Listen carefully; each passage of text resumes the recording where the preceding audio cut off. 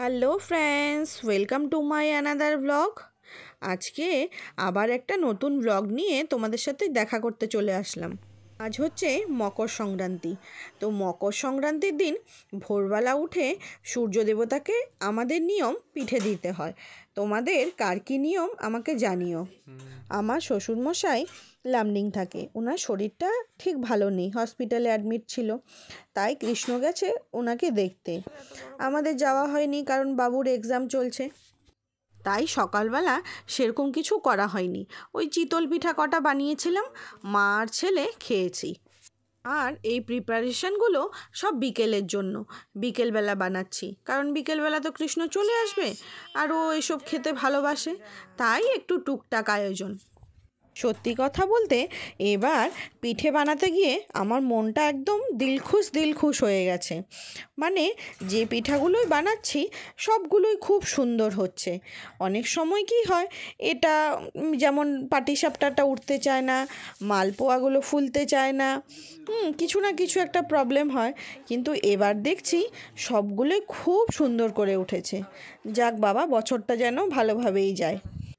আর পায়েসটা আমি বানাচ্ছিলাম তখন আমার ছোটো মাসির 2 মেয়ের কথা খুব মনে পড়ছিল। ওরা আমার হাতের পায়েস খেতে এতটাই না ভালোবাসে যে কি বলবো। দেখো বন্ধুরা, আমার মালপোয়াগুলো কি সুন্দর ফুলকো ফুলকো হয়েছে। অ্যাকচুয়ালি পিঠে এমন একটা জিনিস যা দেখতে ভালো হলে খেতেও ভালো হয়, তাই দেখেই মনটা ভরে যায়। খাওয়া তো মানে দূরের কথা, খাওয়া তো হবেই। আমরা সকালবেলা চিতল পিঠা খেয়েছি বলে গুড় দিয়ে, কৃষ্ণ বলছে আমি তো খেলাম না, তাই পরের দিন অফিস থেকে আসার পর কৃষ্ণকে বানিয়ে দিলাম। ও মন ভরে খেয়ে নিল। বিশেষ করে বাঙালিদের এই মাসটা পুরো পিঠে পুলি দিয়েই চলবে। পর আমি সকালবেলায় আগে থেকে কিছুটা নারকেল খেজুর গুড় দিয়ে পাক দিয়ে রেখেছিলাম। তো বিকেলবেলা আসার পর দুজনে মিলে হাতে হাতে কাজগুলো সেরে নিলাম।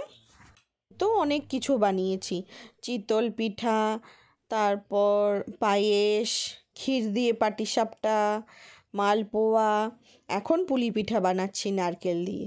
তোমরা কে কী বানালে বন্ধুরা, আর কি কি পিঠা বানালে আমাকে একটু জানিও কিন্তু। আরেক দিন বিউলি ডাল দিয়ে পিঠা বানাবো, সেটাও তোমাদের সাথে শেয়ার করব। আমার কিন্তু ভালো লাগে নানান ধরনের পিঠে তৈরি করা, নানান ধরনের রান্না করা। যেমন খেতে ভালোবাসি, তেমনি খাওয়াতেও ভালোবাসি। আজকাল তো দেখি কাজের ভয়ে লোকে খেতেও চায় না, খাওয়াতেও চায় না।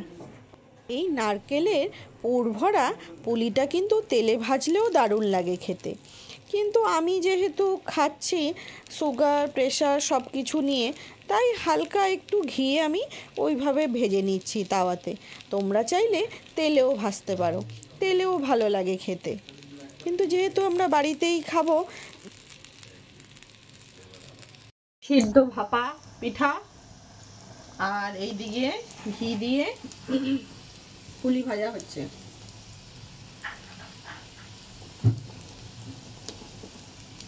আমার পুলি পিঠে হালকা ঘিয়ে ভাজা হয়ে গেল। তোমাদের মকর সংক্রান্তি কেমন গেল? কার কার বাড়িতে কি কি পিঠে বানিয়েছো প্লিজ একটু কমেন্ট করে জানিও, তাহলে ভালো লাগবে। নতুন কিছু জানতে পারলে সবারই ভালো লাগে, আমারও সেরকম ভালো লাগবে। তো আজকের মতন ব্লগটা আমি এখানেই শেষ করলাম। সবাই ভালো থাকবে, সুস্থ থাকবে।